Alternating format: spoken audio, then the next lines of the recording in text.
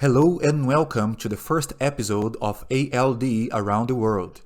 In this series, we will introduce research groups that use or research ALD all around the world.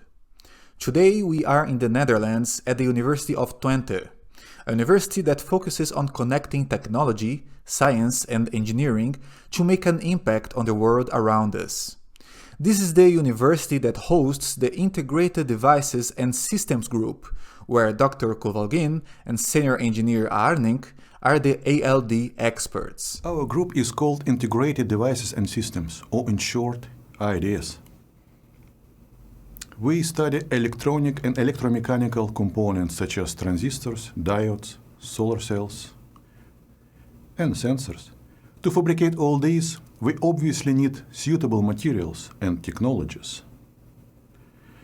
We have been developing materials in the form of thin films since the 80s.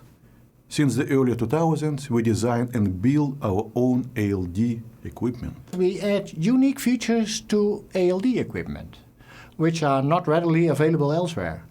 Our ALD reactors are equipped with a hot wire, which is a very local source of thermal energy. So we develop and study hot wire enhanced ALD processes.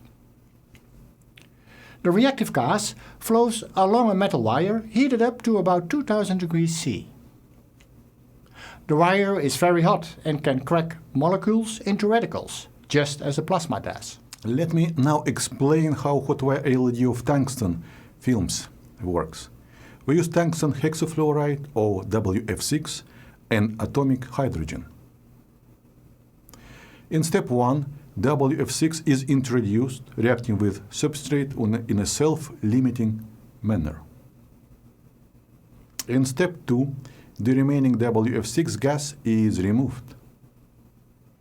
After which, in step 3, atomic hydrogen is introduced.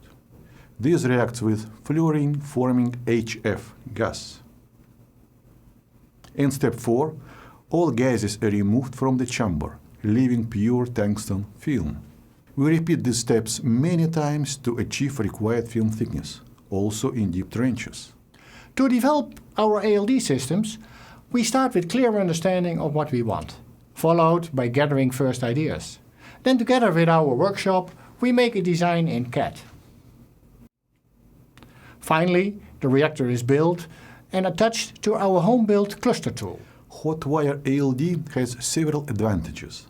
Sometimes it gives a better control of the process and film's quality. When, for example, plasma is used instead of hot wire, many unwanted parasitic reactions can occur.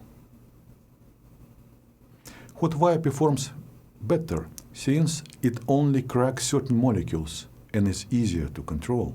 Hot wire is much easier and cheaper to implement in comparison to plasma. We don't need large and expensive plasma generators. Such a small hot wire can still do the job. In addition, hot wire allows to selectively grow tungsten. If you have a substrate on which different materials are present, with hot wire ALD, tungsten will only grow on certain materials and not everywhere. Regarding the applications, hot wire works great for growing metallic films. This topic is very hot because metals are needed for making electronic chips. Tungsten is one of the examples there. If you imagine a chip of just 1 by 1 square centimeter, there are kilometers of metal wires made of thin films. Patterned metal layers are shining and nicely seen on the wafer. Let's now go to the ALD machine in the Mesoplus Nanolab and see how it works. We have to properly dress ourselves, not to bring any dust inside. Our home-built cluster system has 4 reactors, as you can see here, 1, 2, 3, 4. On each reactor, a hot wire can be installed. We can deposit films of different materials in this reactor without breaking the vacuum. After receiving special training, our PhD and master students can operate the system. You may note that the as-introduced wafer has blue color.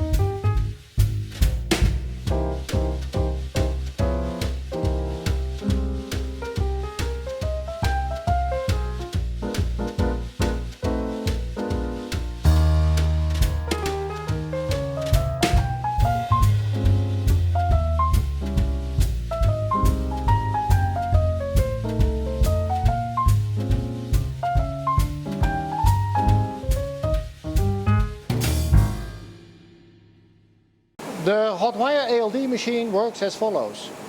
The temperature of the hot wire goes to 1800 degrees centigrade, or higher, to crack molecular hydrogen into atomic hydrogen, which is needed to create the metallic film. We can monitor the process in real time with in situ spectroscopic ellipsometry. With this technique, we can see on the PC screen the stepwise growth and the thickness of the film. Additionally, with our unique infrared spectroscopy setup, we can measure in real time which gases are present in the reactor and in what quantities. It's useful because in situ monitoring can speed up our experiments. Because we don't have to stop the process and to remove the wafer every time when we, for example, want to measure the film thickness. And with the infrared setup, we can optimize ALD in real time. We can also measure byproducts, which can indicate deposition mechanisms. The process has been finished. Now you see that color of the wafer after deposition has changed from blue to metallic. This means that the metal has been successfully deposited. For companies, it can be quite costly to carry out experiments in their own industrial environment. So they come to us and they make use of our small-scale model reactors that are designed to be scaled up easily. We have several patents filed by our industrial partners covering reactor designs and film deposition aspects. Our main industrial partner is ASM International, a leading supplier of semiconductor process equipment.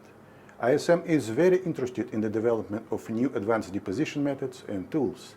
From our collaboration, they obtain new knowledge on ALD equipment, deposition chemistry, and film deposition recipes.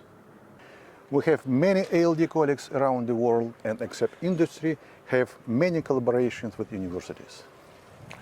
Our specialty is to design and building unique equipment and implementing novel approaches to film deposition. The IDS group is an excellent place for students who are interested in learning material science, technology, and applications. So, come to us. Yes, come to us.